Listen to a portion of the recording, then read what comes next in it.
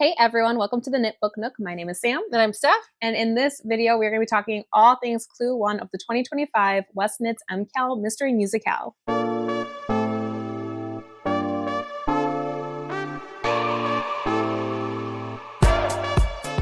All right, so welcome to our Clue 1 spoiler. So if you have not finished Clue 1, you don't want to see what it looks like yet, please don't watch this video until you do. We have a wonderful podcast that we have out, and you can go watch that because that is spoiler free. Yes. It didn't start yet. So today is Thursday, October 9th, 2025. And Clue 2 was released today. We're going to be recording today. This episode's not going live until Monday, which is important because I finished Clue 1 and I started Clue 2. I just couldn't help myself. I had the time. I have no time and not finished Clue 1. Although, honestly, I think I could have, except I ran into some issues here. Yeah. Okay. So I'm going to hold up my finished Clue 1 and I just started Clue 2. So it shouldn't be too much in the picture. Okay. Nope. I lied. It's going to be in the picture because I can't.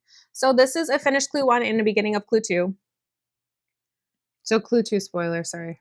Kind of ish. I just started it. Yeah. I don't like it. I feel like I said that last time too. I don't like how it looks right now. The problem is I don't like the welts. I don't like how they stick out. And then when I first started knitting it, I was telling my kids, we were laughing about it. At this part, I think it looks like an Among Us. Oh, and that is all I could think about. I'm okay. like, it looks like an Among Us. My son draws them all the time, so because it's got the little eye and like the little. That's all I see there. Thank you. Sorry if you needed a laugh. There you go. It's not my favorite. I love the technique. I love doing brioche. I forgot how much I actually really do like doing brioche. So I did like that. Like I like each individual section. I just don't like the welt. It's just not my favorite. And then I was so confused when I started knitting this. I thought we were going to knit all 6 in a line. And then when I even watched the video, I watched to the end because I wanted to see color placement wise, like what I wanted to do. And I'm slightly regretting my color placement, but that's fine. I'll talk about that in a minute. But even watching the end of the video, I still thought they were going in a line. So when they started stacking, I was like, what did I miss something? Yes, I did miss something. But it's okay. It's all figured out. And now it looks like this. Beautiful. It kind of looks like mushrooms too. I don't know. Nope, I'm sticking with my Among Us. This is an Among Us, and that's just... It is what it is. What I thought of. All right, how are you doing on Clue 1? Okay, well, not very far. I think, though, I would have been a lot farther, except anywhere it joined... It's like a mess. Yeah, it is a mess because I had it further done. So this part is actually cut off. And so once I finish this, I had up to this well done, but these stupid gaps were making me insane. So I was like, okay, I think I missed something. Okay, let me try this again. And they're just there.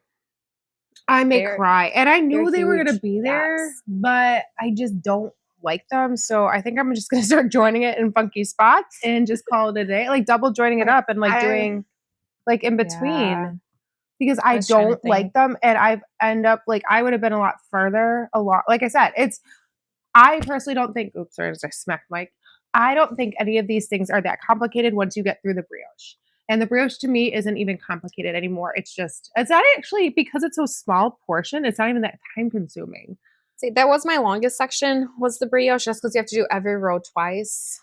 But I was timing it out. Like, it doesn't actually take that long because once you get into the rhythm of it, it's a longer piece. But because they're so short, I felt like the brioche wasn't taking me as long as I thought I would compared to the last year's shawl. I agree. I actually really did like the brioche section. I like most of the section. Again, I just don't like the duck lip. That's what I'm calling the welt. It is the duck lip. A duck lip. I don't know why, but it is. See, I like my colors. Because kind of just stash busting here. I think they actually look pretty nice together. I like how high contrast your colors are. I was telling her before we started recording, I feel like mine right now is giving like Old Glory, which I don't hate. It's the purple, this I didn't weave in any of my ends, and there's a million. This So this you one can see the using. purple up here. Yeah, it's not popping, I think, enough down below. Yeah, but I don't know. I don't mind it. It's just, it's something I will wear, but knitting on it, it's not interesting. Yeah, whereas I feel like mine is super interesting. The nice color contrast makes me excited for the next section because I'm like, ooh, bright new color. I'm sick of this color. And all mine are just so similar that it looks nice. It really does. I like the colors. I do. But it's so interesting how different our dark blues look, especially compared to placement. So that was my main color. So we have the same blue in our shawl. You can't see it. You can't see hers. I've got mine. Mine's my color C, which gets more attention. And sorry, this is Clue 2 spoilers now. It's just the beginning of Clue 2, and it's Monday, so you'll probably have seen it already. So I'm using mine as color C, which you use more frequently in Clue 2, and right now in Clue 1 is just the brioche section. Which my red, because I use red for my whatever color that is, it's popping really well, that particular one. C. Yeah, so it's C. I was like, am I losing it? Oh yeah, I was gonna say, so with my color placement, the only thing as I was going, what I wish I would have done was change my B and A and had the red be my main, and then my light brown color be the welt color. So I really did read what he had written. I did not. the instructions, because he's like, oh, like you want, like, maybe have start with your darkest color and then go have this color be your light one, because it's not going to be super, like, it's going to just need a little pop. And then like the way he wrote it out for the instructions like made me really like consider my color choices and where to put them. Yeah, it's just my other three colors other than my light brown are all so similar. Yeah. That it really wouldn't have mattered. So I was like, okay, well, if I'm looking for like a color pop kind of, or something to like kind of be not really the background, but like the outline. That's what I was thinking of. Oh, sure. The outline, I would have rather had that be so you can see that contrasting a bit more with the brioche.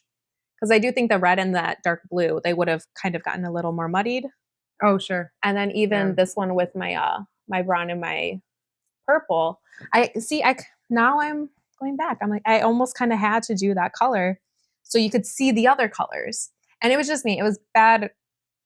I should have learned with the last couple shawls that you just shouldn't choose colors that are so similar, just knowing how much he does contrasting techniques.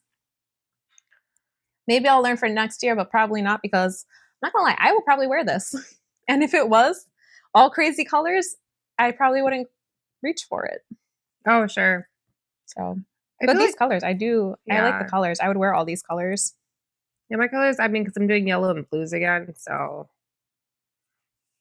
we'll see. You need to do a green shawl. Oh, yeah, you did. Well, no, it's in pieces. I tore it all apart to redo it, and then you kind of did a green shawl. I started pieces for a green shawl, and that's still more blue. It's like a teal. So yeah, my overall feelings on this. Okay, so it wasn't that any of these techniques were hard. It was just so tedious, especially doing the same thing over and over and over and over and over again. It just got really, honestly, I got bored with it. So as someone who doesn't just sit and knit, because I can't focus that long, having the like, oh, small thing. Okay, now I'm going to go do something else for a little bit. That actually helps. So that's what I did too. So I was like, okay, I'll do the garter section and a welt, and then I'll go do like the dishes. I'll do a brioche section and a welt, and then I'll do something else. But I just wasn't like excited to go back and do everything all over again. Gotcha. And then do everything all over again. See, with me, because I redo everything a million times anyways, I'm used to that. Yeah. And I don't know. Sometimes I don't mind that. But if I want something that I'm going to get bored doing, I want it to be straight garter or stockinette, because then I can read while I knit. And I can't read while I knit this. It's too many counting. And I gave up counting, I'm not going to lie. Okay, so it's not that big of a deal. He's always like, just pick up a stitch, just knit two together. If you have too many, it's okay. So like I said, my actual knitting was fine. Like the individual pieces, it's that stupid joining. Like so my first wedge, after I got like the brioche on, because I messed up on the brioche once, but that was it. And then once I got that down, it didn't take me any time to do it. Yeah. But now that I'm joining and the stupid gaps are making me insane. I did drop, which one was it? I'll show it. I don't care. I think it was this one. I don't know what happened, but I ended up dropping my brioche stitches along the edging. It was just the one. So I honestly just picked up random things. That's what I think I'm going to do moving forward, is just picking up random things, because that looks like it doesn't matter anyways. Like, especially looking at yours, if I just pick up random things, it's going to be this massive letter anyways. Yeah, it doesn't matter. I don't know why it's so massive. I think it's because brioche is so stretchy, and then trying to but you could have just done like a double loop on the back or something. Like, I accidentally did it right here because I wasn't paying attention, and I have like, maybe he wanted it to be. I mean, it's slightly sloppy right here, but it's better than having gaps. Like, maybe it's supposed to be. I don't know. I don't understand what's going on in this shop, but I never do. You never know where you're going. That's true. So I was going to ask you where you thought we were going, but you can kind of tell since I started Clue 2. So Clue 2, we'll talk about this more next week. Don't worry. This is just initial thoughts. So it's skinny here. It's fat here. So we are like swooping over. And so like I'm not understanding what this is.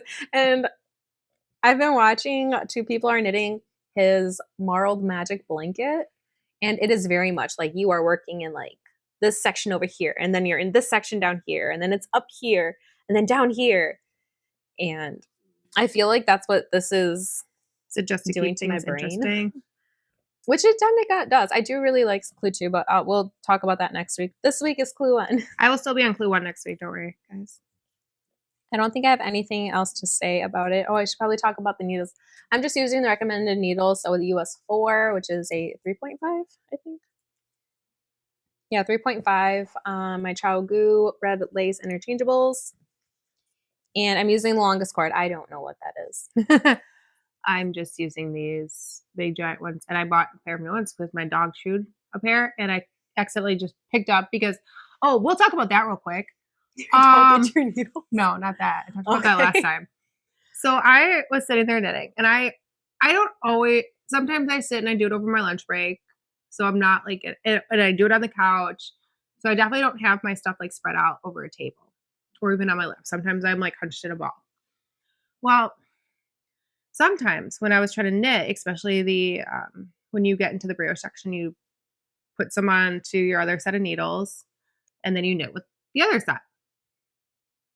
Well, I kept picking up the wrong needle set to knit, like not paying attention, like going in a nice flow, like thinking that was the other one. So there'll be times where I'm like halfway, like into my brioche section, I'm like, so I had to slide all those stitches back onto a different needle. So that was kind of a pain in the butt, and I was getting real irritated. And it clanks, and I'm knitting a pair of socks on DPNs right now, and I hear it's clank. So I'm kind of. I am not a DPN knitter, and that's the reason. Actually, when I try to knit with DPNs, my stitches fall off, and it's just there's too much there. And I know, but for socks, I actually think I like DPNs because it makes more sense to me. That's good for you. I will stick with my 9-inch circulars. Yeah, but then I would just had to wait for Magic Loop, and I didn't want to. I was too lazy. Okay. So to do the sections that she's talking about, so after you finish your, what does he call them? Which ones? He calls the whole thing something. It's not a sphere. Scallop. A scallop. Once you finish the scallop, you put it onto a different set of needles. I didn't feel like doing that. So I put mine on try-on cords, which after hearing her, I'm very thankful I did, because then I didn't get confused about what my knitting needles was, but then trying to get them off of the barber cord was just slightly irritating, or like figuring out like which end to put it on. That one was a little confusing too, but I made it work, and I'm glad I did it. And now I'm done with that. Now I'm done for now until he surprises us again. He's like, throw all of your stitches except for like 2. No, it's going to be 3 because it's the I cord. Oh, yeah. So all your stitches except for 3 onto a set of needles. And then Then you'll cry. Then I'll probably cry because I don't want to. Yeah, I don't like doing that, but it's okay. I'm just kidding. I don't know. I don't know what it's going to be. I don't know what he's going to tell us to do next. See, what happens when you don't keep messing up your yarn. I think the twist and turn shawl was the most interesting one that we did because we knit the middle of it, and then we went off on one side and then the other side and then the bottom. Okay. So I didn't do that one. Yeah, that was the year before you started. Mm-hmm.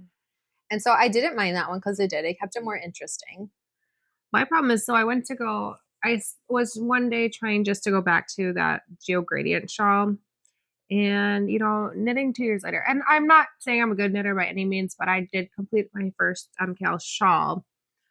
I was still struggling with all the stupid little stitch markers. Yeah, you had a lot of those to make the square. Yeah, I was like, in the middle. I was not happy with those, and understandable. I was doing it at work during a professional development, and my coworkers were laughing at me because you're like, oh, I can't do it. Like, what are you doing? Like, I don't know. I am knitting. No, but I showed them my finished other shawl, and they were very impressed with that. They're like, you did that? I'm like, yeah. At one point, it took me a year. As of right now, this part that's fine. is not going to take me a year. My second scallop, and I should be able to finish it by the end of the weekend and go on to my third and fourth.